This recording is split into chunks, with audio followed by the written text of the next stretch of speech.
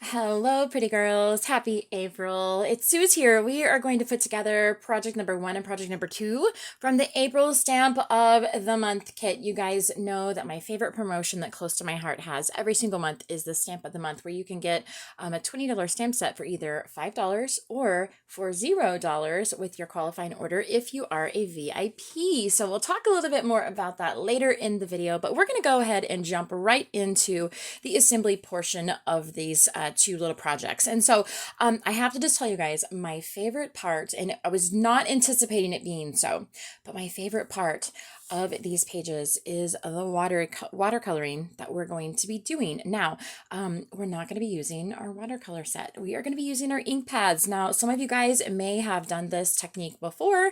I have done it in the past, but I feel like I am getting a little bit better at it. And so hopefully by the time you guys are done assembling your projects for April, you'll be a little better at it as well. But I have to tell you, my favorite part about working with our ink pads is that we get the ability for those palette on palette matches. One of the reasons that I was drawn to Close to My Heart years and years ago, incidentally, the day that I am filming this in April is my, let's see, the 14th. I've been with Close to My Heart 14 years. Had to think for just a second, do a little bit of that quick math on the fly. But one of the reasons that led me to Close to My Heart years ago was that I love the palette matches. I love that I could get not only my paper that would match my cardstock, but I could also have my embellishments match, my ink pads match, and all of that kind of thing. And so this is going to be really fun. Whereas when we work with our watercolor paints and our distress oxide inks and our tri-blend markers, those types of things, they don't have those palette matches, right? We have to do a lot of blending. We have to do a lot of, making it kind of sort of close to matching, that type of thing, right? Well, the great thing about using our ink pads as paint is we're going to get that really great palette match. And so I'm going to show you guys how easy it is to do. You're just going to need your ink pads, and you can grab your watercolor brushes. Probably most of you guys have these. We have sold them for quite a long time now. Now, I will just give you like a little, let you know on a little secret, which is not really a secret. I work a watercolor brush about the same way that I work liquid adhesive, which is usually a disaster. And so I actually don't keep water in my watercolor brushes. You guys know that they are made to hold water so that you do not have to have a little cup of water next to you. However, I just use them as a regular paintbrush. What I kind of like about them over a normal size paintbrush is normal paintbrushes are more, they're thinner, right? Like they're even more narrow most of the time than a pencil. These are a little bit fatter, and I feel like I have much better control over them. So even though I am not using them like a watercolor brush and I'm just using them like a standard paintbrush, I really enjoy holding them and being able to use them quite a much more than the paintbrushes I have in my stash. So I have to just say, if you guys want to use regular paintbrushes, you're welcome to, but I have to tell you, I kind of like these. So we're going to be using both the smaller of the two, the smaller and the larger of the two round water brushes.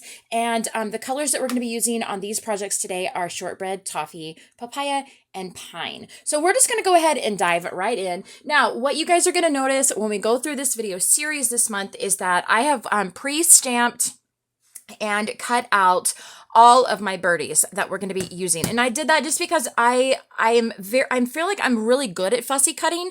I do a really good job of getting all the, the white edges all even and all of that good stuff. But it takes me quite a long time, which really makes the videos much longer. So I am doing all of that off camera. So I have my birds stamped with archival black ink, and I have them trimmed out ready to go. So what I'm going to do, since I don't really have a lot of the paper to actually hold on to kind of maneuver it around while we kind of get in here and do this coloring, what I do is I just have a little piece of scratch paper, and I'm going to take a little dab of Tombow. You guys see me do this all the time when we're using our stamping platform. Just a little tiny dab of Tombow is not going to hurt a thing. And even though it says it's permanent adhesive, it's not true. It's very removable removable if you know how to do it correctly without ripping things. So it's all good, right? So I just have a dollop of Tombow here, and this gives me the ability to kind of maneuver it around and hold it into place while we're coloring, since I don't really have much of an outer edge to hang on to. I hope that makes sense. So we're going to go ahead and we'll start with this sweet little birdie with his beak to the left here. And they are just really beautifully kind of watercolored out, you guys. Now, here is something that is very difficult for me to kind of still comprehend and wrap my brain around. And I know that a lot of my customers, a lot of my ladies that'll watch these videos feel the same way. We kind of like clean and simple, right? We like straight lines. We don't really do much of the, smudges and smears and all of that. That's kind of like a struggle for me because it's just not how my brain sees things. It looks kind of messy and dirty, and you're supposed to color in the lines, right? Well, the thing that is very almost liberating with watercolor is that it's not really supposed to look clean and simple and in the lines, right? It's supposed to look really blurred and blended and that kind of thing. And that's a little kind of a struggle for me. But I feel like the longer I played with this and the more images I colored, the easier it got for me. And I really began to embrace it. And I love how they turned out. So you can kind of see with our little birdie here, he's got some of the lighter brown. It is just almost a cream color when we've watered down that shortbread. The outer edges are some toffee ink, and you can see, I think probably my lighting is kind of blowing out the color a little bit. I've been messing with a little bit of my lighting, trying to kind of get that figured out, but hopefully today it'll work okay. We've got the pine on the leaves and the papaya really watered down here on the flowers. And so it is just a very soft kind of blended look. And hopefully by the time we're done with the video, I have shown you guys how easy it is to achieve that. Okay. So we're just going to go right ahead and get started. And I'm going to move this out of the way. We'll probably bring them back in here in a bit. We'll get these out of the way. We've got our inks here. I have my little cup of water. Again, if you guys feel confident with your watercolor brushes, you just be my guest. But for me, I'm just going to stick with my little cup of water. So I have my camera down pretty low. It's zoomed in so that you guys can see a little bit better with what I'm doing. I feel like you've got a fairly good view of what we're coloring and kind of how we're going to be making all of this happen. But I'm going to start with the shortbread. That's going to be the color that we're going to kind of overall wash the little birdie with. Okay. So the reason that I love these so much is you guys are going to see how easy it is to achieve, to get the paint out of it. Essentially, you're just going to keep your ink pad closed, okay, and just smush it a little bit. You're not going to hurt it, don't worry. Smush it just a little tiny bit, and when you open it up, there is your paint palette right there, okay? Now, the fun thing, we'll put our ink pad over there out of the way. The fun thing is you can water that down if you want it to be a really, really light color look, or you can just dip your paintbrush in it as is and get more of a concentrated look. And it's kind of up to you guys. What I suggest is you might grab a little piece of scratch paper. I have a little piece here, and we'll just do a little bit of testing. So we'll see what you guys can kind of see. If we move our brush in here, that's a little bit more concentrated, right? So your color is a little bit darker, okay? And if you will take a little bit of water, and we're again just going to use this like a paint palette, okay? So we're kind of mixing it around. Now you can kind of see we're getting lighter as we go. And the more water, this kind of goes without saying, everybody probably, knows this, but the more water you add, the lighter that is going to look. And so you guys can kind of test it on your scrap paper and just kind of see what you feel is going to be the best look for your birdie, okay? So we're just going to go right ahead. I like mine, I want mine to be pretty light. We're just going to lay down a little bit of a base, and then we're going to kind of go around the outer edges with our toffee ink. But for now, our base is going to be our shortbread. So we're just going to kind of go around here, and I'm just not really going to touch too much in the center where all of those flowers are. You're really not going to even tell where I have hit with the paint and where I haven't, because our shortbread is so light. So again, my lighting is probably blowing it out just a little bit. I'm going to work on that. I'm still tweaking, but that is going to give us, for now, for what you guys can see, that gives us a nice little base color there, okay? I guess we'll grab his little tail feathers here. You can see I have really not put much water on, and I have not laid down too awful much color, okay? So let's move this one out of the way for now. One thing, if you guys feel like you have too much water in here, that's where your paper towel is really handy to kind of wipe it out. However, I don't really feel like I have too much water in there, so I'm just going to go right ahead and put the lid back on there, and it'll be good as new when I need to use it again. So same thing with our toffee. We of course are going to want to kind of water it down a little bit as well, because I don't want it super duper duper dark, and I also want it to be able to kind of blend with our shortbread as well. I don't want it to be really concentrated. And I feel like when it comes to blending, more water is key because it's going to kind of do the work for you. Whereas if it was more concentrated, you're going to have to really work on blending those harsh edges together. Okay. And since we are working on watercolor paper, it's pretty forgiving. So I'm just going to kind of go around the outer edges.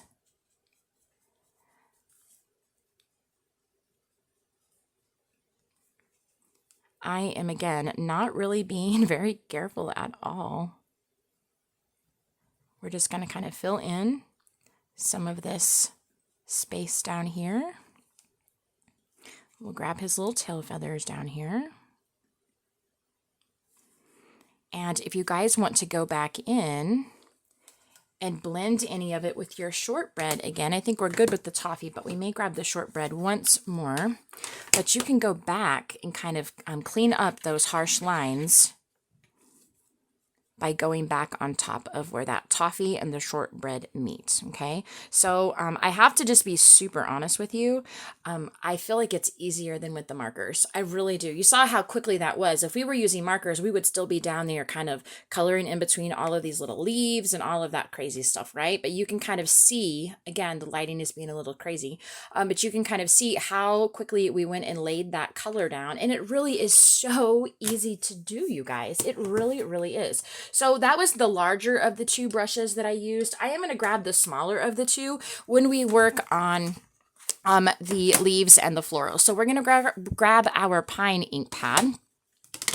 And I am going to, my voice is changing because I'm standing up and sitting now, guys. So my apologies if that sounds kind of funny. But we are going to grab some dark green, but I don't want very much water, because if I begin laying down a lot of water, we're going to start to have the color is really going to blend when we don't really, or bleed when we don't really want it to bleed. Because now I really want to have my leaves stay a little bit more on the concentrated look instead of blending like those two browns are. So I'm just kind of dabbing in a little bit of this darker color here. Again, don't feel like you can't test it on your scrap paper. And if you don't like what it looks like, if you want to add more water or less water, go back in, clean up your brush, clean up your palette, and you can start over again. So it's very forgiving. It really is. And I feel like like I said, I feel like the longer we do it, the better we are going to get. So I am now just going to, just like I, kind of would with the marker, going in on these little teeny tiny bitty things and coloring in the leaves. And they are pretty little, and that's where I think you guys will find the smaller of the two water brushes is very helpful. And you'll be able to see when I hold it up that it is going to be a bit more concentrated. So that is going to be a bolder color instead of a softer, blendier color. I know blendier is not a word.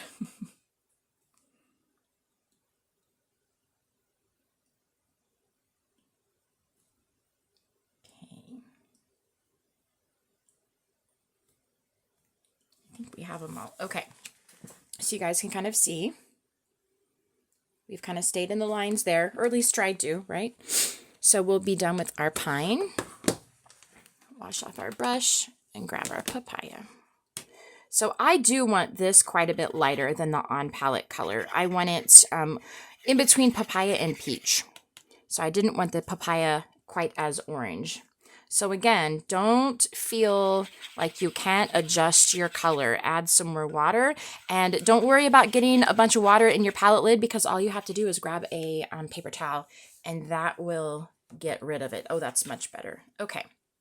So I want it light color, but I do not want a ton of water on there.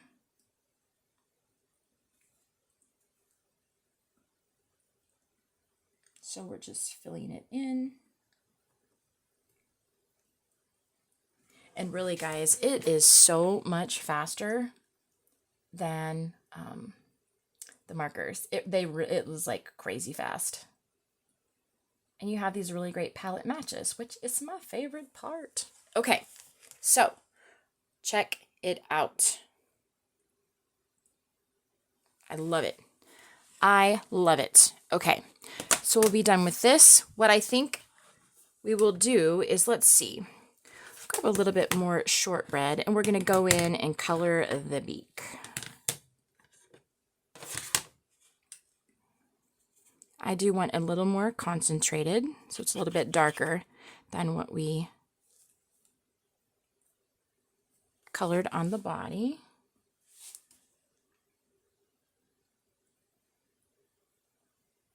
Okay. All right. Looks really good. Okay, let's do our other one.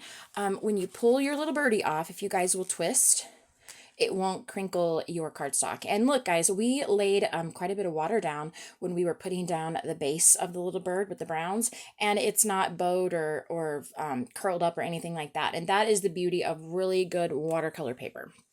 Okay, so let's grab, here's our other birdie. Just a little dot of Tombow to hold him down, and now we can kind of maneuver him around. So let's grab, I'm looking back at my original to see how we colored him. Okay, so I've got the larger of the two brushes.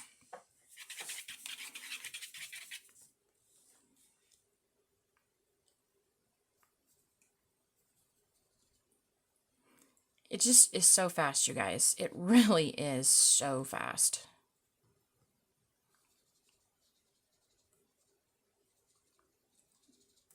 We would never get by with this if we were using markers. It just would not happen. And the fun thing is that the majority of you guys already have these ink pads. You already have them in your stash. So you don't have to worry about buying something that's, you know, a new kind of coloring medium, because you probably already have them. So we got our little beak there. Now, while it's still wet, we'll go back in with our toffee. Whoops. Here I am with my camera down low to the desk so you guys can see what's happening, and apparently it's a struggle for me to keep it underneath the camera.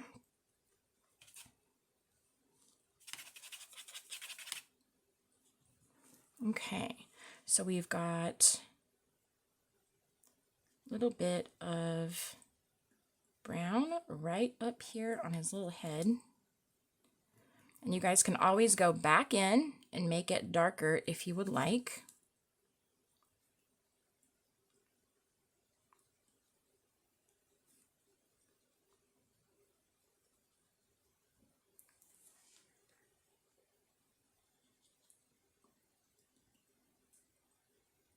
Remember, it's supposed to have a bit of a messy look, right? Okay, so we'll be done with our toffee for now. We'll kind of see how that works, whether we want to go back in and add a little more later. So we'll be done with the big brush, and I'm going to switch back to the little brush because I just feel like it's a little bit easier to get in there and get those little teeny tiny bitty leaves. Okay.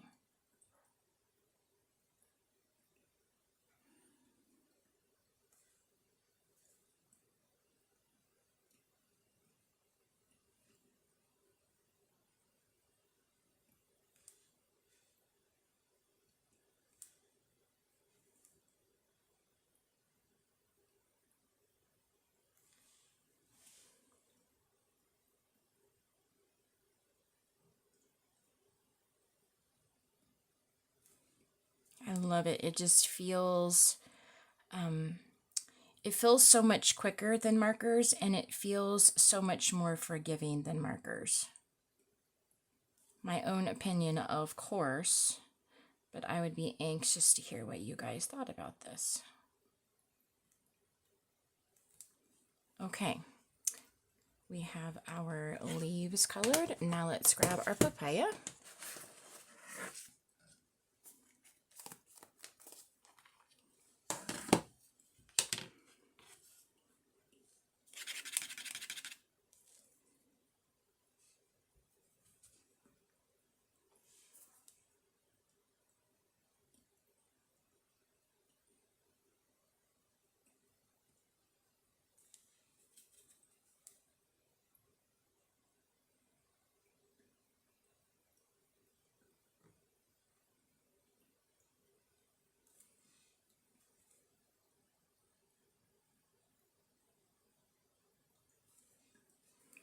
If whenever it begins to kind of soak into that paper and you don't think that it's bright enough or dark enough, concentrated enough color, just go back in with a little bit drier brush, and that'll add a little bit more of that more concentrated color there on top. So we are done with our second birdie.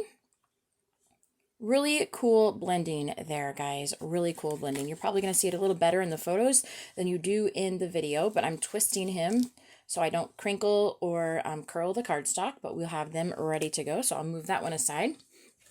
And we'll be done with our coloring and our painting portion of this assembly. I'll move it out of the way. It'll be a good day if we don't spill it on our work surface, of course. I am quickly going to stamp my little sentiments. And so our little papaya pieces of cardstock, "You're so sweet." They should have, since, you know, I like to be all punny, ha ha ha. They should have had a sentiment that said, "You're so tweet."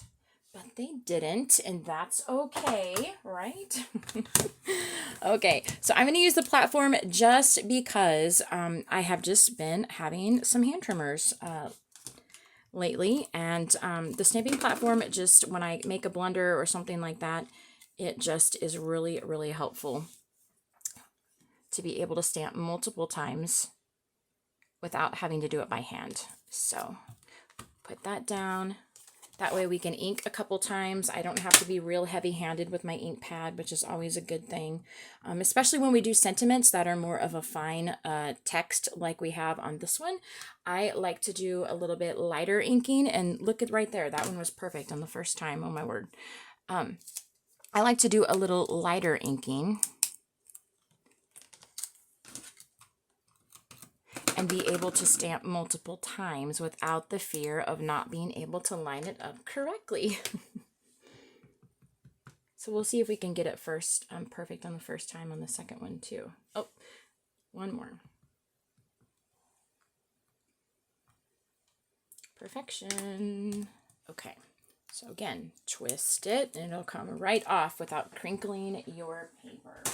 Okay, so we're done with our stamping, guys. Let's do a little bit of assembly. Okay, so we have our pieces, and you know what I forgot? Doesn't matter how many notes I write myself. I always seem to forget something because, you know, it's just real around here, right? So I'm grabbing my embossing machine and my embossing folder. If you guys looked at the artwork closely, you saw there is some really amazing texture on our yellow flowers, and I super duper love them. I don't know if I will ever do a flower without embossing it ever again. I love it.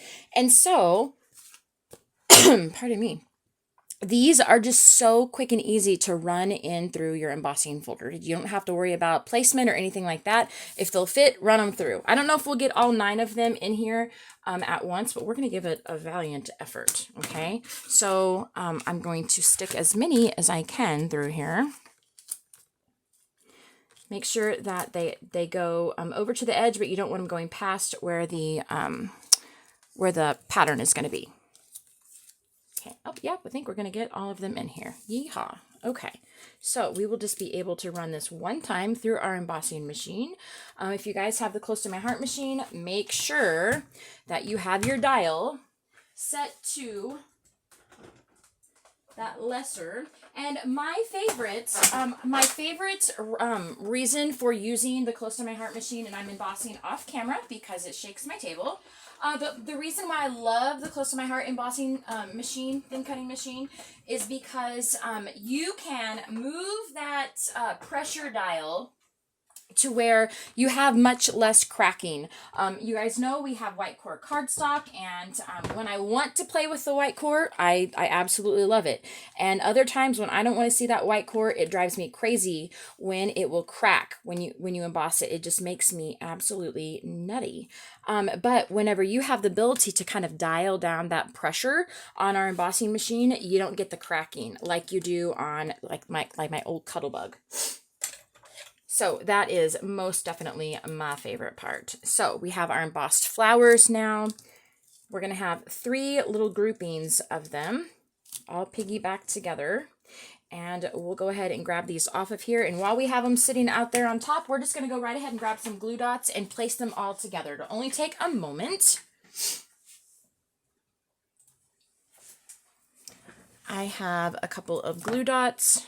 And let's go ahead and get these little guys piggybacked so they look like they are doing what they're supposed to. You guys can kind of stagger your petals if you would like. I actually prefer on this 5-petal flower, which lately I have been very addicted to. It seems like it's made it into multiple classes. And multiple stamp of the month kit, but I actually like to just put all of the petals directly on top of each other because I like to kind of pry them up like this. I think that looks really, really cool, and it just adds more dimension. And I'm a dimension girl. That's my favorite part of paper crafting. I don't like my pages flat. I don't like my cards flat. I know that I'm probably the minority. Some of my peeps don't like dimension at all in their albums or in their cards, and that's okay. To each their own. We can still be friends. It's all good. But I like my pieces to be flat. They're art, and I'm okay that they're not flat on the surface. So I like to kind of pull those petals up. And we're just piggybacking these down on top of their body.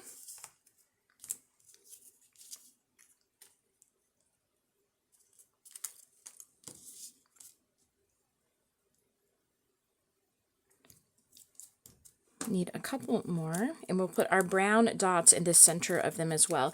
In you guys' kit, you probably have more brown dots than you need, and that's just because they're little teeny tiny bitty things, and they stick together when we put them in the kits. And so I told the boys, they helped me pack kits this time, I told the boys, I said, it doesn't matter how many more you put in there, you just have to have the minimum amount. And so when I opened my kit, I noticed I had probably about 5 extras. So probably you guys who are getting kits free this month, you're probably noticing you have several extras as well. So I'm going to put a little brown dot, a little espresso dot right in the middle of the groups of our flowers. Okay, one more. Almost done with the flowers, guys. And again, you can kind of go in, we'll do it off camera so you guys don't have to sit and watch it, but you can go in and pry up those petals if you would like. So we have our 3 flowers assembled together. Let's go ahead and work on our pattern paper. This is just not going to take us long at all, guys. The painting is the part that takes the longest. And what I would encourage you to do is when you guys begin starting your kits, you might find that it's a little bit easier and a little bit more time efficient for you to do all of your painting at one time. So you might just go ahead and decide that you're going to pull out your watercolor pieces. Remember, when you open up your kit, you're going to have all of the pieces of your consumables inside. So all of your bird pieces for your greeting cards are all tucked down inside the envelopes. Okay, so when you open it up, we're just going to do a little bit of kit showing. I said I would do it at the end of the video, but when you open it up, you're going to see you've got the watercolor paper. So you've got 2 pieces inside your little baggie that goes for your layouts, and then each of your card pieces all will have the watercolor square down inside. And the watercolor square will fit any of the bird sizes. So just because I used a certain bird on my, my particular card or my particular pages, you guys do not have to use the same birdie. You can pick whichever you would like, but it will allow you to stamp others if you would like to do that.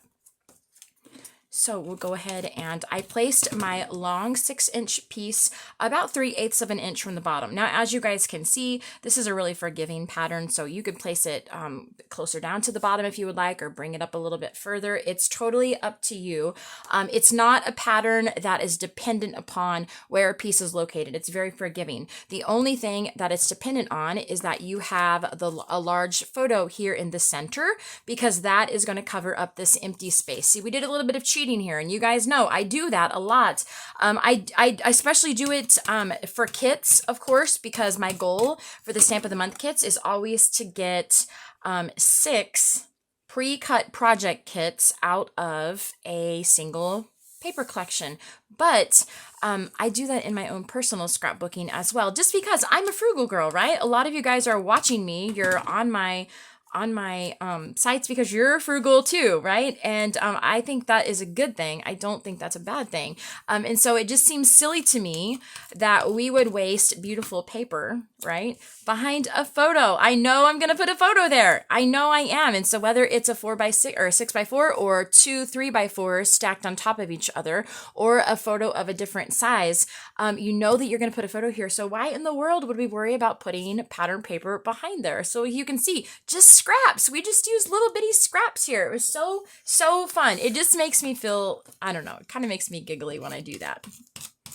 I suppose with what I do for a career, it's probably not the best tip to share with you guys, but for goodness sakes, we gotta save paper when we can, right?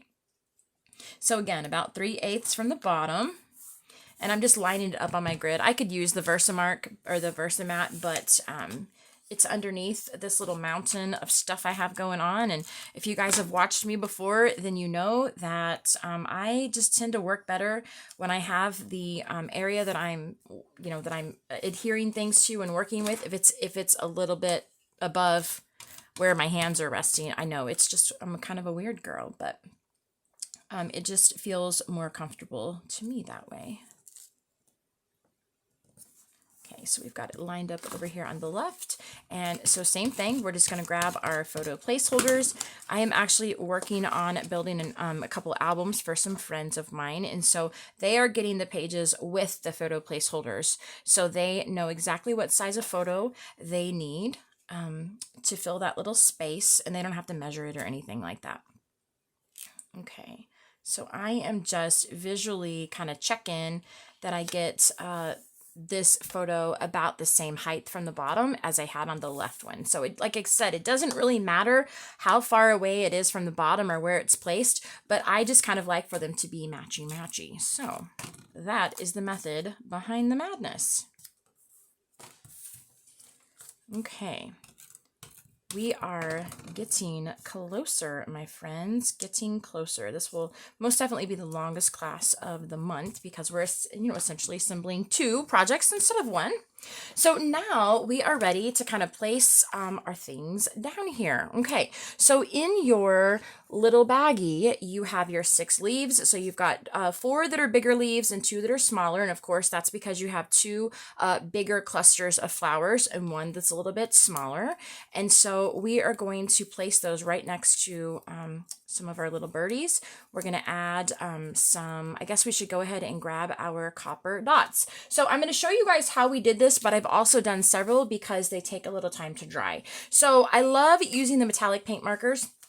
I love it because not only is it really cool to have really great metallic colored dots, right? We have copper, gold, and silver. But what I love about it, again, frugal girls unite, right? Is that it is a great way of using your little odds and ends of maybe you have some dots that you find that you're not using a color and you have a bunch of extras, right? And so then they just sit there for a long time, or you struggle to find ways to use them, right? Because you guys know our new dots have 3 colors, 3 different shapes and 3 different sizes. And you might find yourself finding some of those that you use more than others. So you're using up a portion of the collection and you're having to buy another collection. And meanwhile, you still have maybe this one color that you're not using. And so the fun thing is that you can take all those stragglers, all those little guys that don't have anything to match it, right? Maybe you're currently not using a paper pack that has that color in it. But you can take the metallic pen, the metallic markers, and color over top of them. So you might underneath here, you know, if you guys are looking at my original pages here, most likely I have some purple ones on there. I've probably got a pink one or two, maybe some blue, maybe that really weird red color that we haven't been using lately in paper collections. But you can't tell because I've colored them with the marker. And it really is just as easy as what I just showed you. We are just coloring right on top. Okay, it is very, very cool, quick and easy. You just want to kind of leave it alone and let it dry. So I did these earlier. I had some others that I already did earlier, but I wanted to show you guys how easy it was on camera and that you can work on coloring some of your own. So again, I'm just kind of using, you can see where I did the same thing here with some silver. I am just kind of using up some odds and ends. And one of the things that you might notice that you probably will have to do, or at least I find myself doing it, is when you pull them up off of the carrier sheet, they kind of get this little ring of paint around them. Can you see that? Where the paint is just kind of puddled on the carrier sheet of the dot. All you have to do is pull it up, and I just kind of roll it in between my fingers, and it goes away. See, it's gone now. We've just kind of rolled that row of paint up underneath there. So now we are ready to place it down on our gems. So I am using, these are all 3 largest sizes of the circles. And if you guys find that you get it dinged up, like whenever you are transporting it using your tweezers or your piercing tool or whatever method works best for you guys, if you scratch that metallic paint, do not worry about it. Once you get everything assembled onto your page, you can go back in and touch it up or give it a second coat with your marker. It's very easy to do, and I usually will do that myself. So we will go ahead and grab our 2 leaves. I'm going to put some adhesive on the back of them. We'll go ahead and put some adhesive on the back of our flower. You can use a glue dot if you want, or liquid adhesive. I'm just going to run some Tombow on it. And we will grab our one little birdie, our first one here, and he looks so cute. He is blended so perfectly. I love it. I love it. You guys are going to see this from me a lot, okay? We have lots of markers that are unavailable right now. We've had some markers that have retired, and so they're a little bit more picky, choosy with the palette, if you know what I mean. And so you guys are going to see this a lot more often, the coloring with the painting with our ink pads. That's what I meant to say. So just get yourself familiar with it. I really feel like by the time you have played with it for a little bit, maybe by the time we are done with the April kit, you guys will be fluent in painting with your ink pads, and you will enjoy it as much as I am enjoying it. So we're putting just a little bit of foam tape on here, and we are going to kind of tuck up our little, the edges of our flowers up underneath our birdie. We will tuck the leaves up underneath the flower. And we just have a fun little cluster here. Okay, so let's go ahead and kind of get him situated. See what we're doing here. Okay, I'm touching him down, but I'm not smushing him, okay? Because I want to be able to kind of maneuver him around. So let's grab our little leaves. We'll piggyback them together because, like I always say, it's easier to piggyback. It's easier to piggyback things before you place them down onto your project. It's just easier to move around one piece than 2. Okay.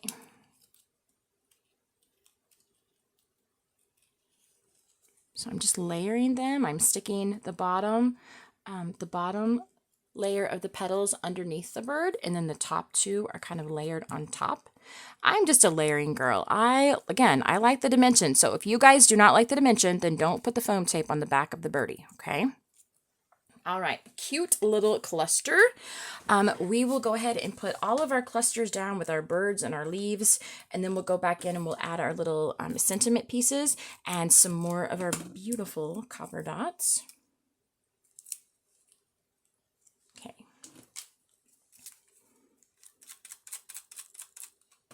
Again, you guys can use liquid adhesive if you would like.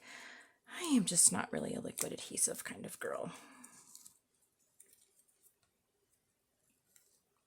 It is not my favorite thing on the planet.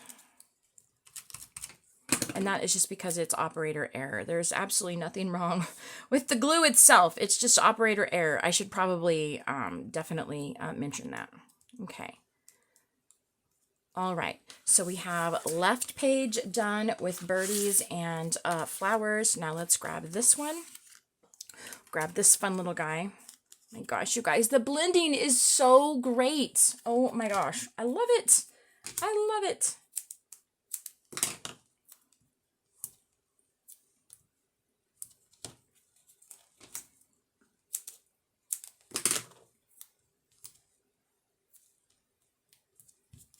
Okay, so same thing. Let's get some adhesive on the back of our flower. Get some adhesive on the back of our leaves.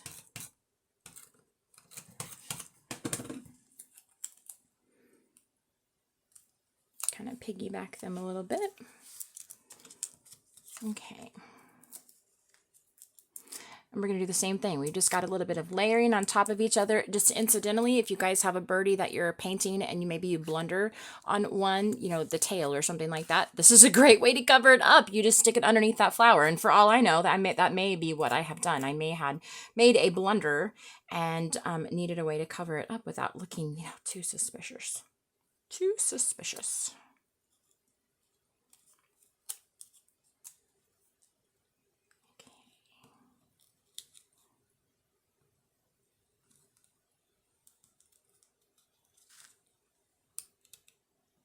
All right.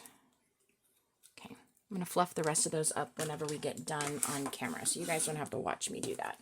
But I'm going to put a little bit of foam tape on my little sentiment pieces. I really wish that we could have had a few more sentiments on the stamp set that would work for the captions on the layouts. You guys, if you have followed me for a while, you know that's my favorite thing to do, is to actually use card making stamp sets for captions on my scrapbook pages. And we just didn't have, really have a great big selection this time. And I do think I noticed a blunder that I did. On the originals, I offset them. So I stamped one of them upside down, and I didn't do that whenever I redid it today. So you guys can decide, if you're not making yours along with the video, you can decide how you want yours to be positioned. But I didn't even notice that whenever I was stamping. So darn it. But that's okay. No one will probably notice but me. Okay, so now we are going to grab just a few more of our little copper dots, and that's all we're going to be doing for the assembly portion. So if you guys are watching with the intent on learning how to put your pages together, you might be done and not want to listen to my spiel, right? I'm just totally kidding. My spiel is just essentially you can get this pre-cut kit free with any $75 order placed in April. And with your $75 order, guys, you're going to get this stamp set that is, if you're a VIP, you're going to get it totally free. And if you are not a VIP, which please contact me. If you're not a VIP, please contact me before you place your order, because I can get you 15% back on all of your purchases, which adds up very quickly, by the way. By joining as a VIP. There's no strings attached. You're not committing yourself to ordering every single month. You don't have to do any of that. There's anything that you would think would be a hidden like fee or anything like that. Don't worry about that. I won't hound you or anything like that. This is just like a customer loyalty program type of thing, which is similar to what the kits are for my own customers. They are just essentially a thank you gift from me. Even if you choose not to join as a VIP, or if you don't order very often at all, it's just my way of saying thank you for choosing to do business with me and being a blessing to my family. So that is why you guys can get these really fun kits. And there are 6 project kits. And so you guys have seen in this video project number 1 and project number 2, and the video is going a little bit longer than I had anticipated, so my apologies for that. But there will be 4 more cards that we will put together throughout the course of this month. And again, it all comes to you guys shipped right to your front door. Just as a thank you gift from me. So you'll get the envelope that has your QR code on it. So this will take you right to that Google folder that will have the assembly files inside it. So you guys can either put your cards together or your projects together with the help of the assembly videos, or if you are pretty fluent in paper crafting and you can do it with just a picture, there are going to be photos in your files. There are additional photos inside the Google folder. There is a complete cutting guide and design space file if you would like to create more of them using your new stamp set. You do not have to. You are going to get a complete kit that is absolutely pre-cut, except your fussy cutting, of course. But if you want to create more to really get a lot of value out of your new stamp set, then you have a complete cutting guide that will allow you to cut more of the 6 projects that you received pre-cut to your doorstep. So there is an additional kit that I have available in April. It is quite amazing, and you guys will see a video on that here in just very shortly. Okay, so you can get another pre-cut kit and to kind of maximize your purchase. If you're over on my Facebook business page when you are listening to this video, it's in the pinned video, the post on the page. So go to the very top post on the page, and you guys will be able to see that second kit that you can earn totally free just by shopping with me this month. So it looks like we are done, you guys. We are completed with our projects today, and join me here in another few days. We're going to do project number 3, and we will continue to move down the list during the month of April. So if you have any questions, you are so welcome to either just place them below in a comment, or you can reach out to me on Facebook or email. All my information is just strung all over the place, and I would be so happy to visit with you or help in any way that I can. So I hope you guys have a wonderful rest of your day, and I will see you next time.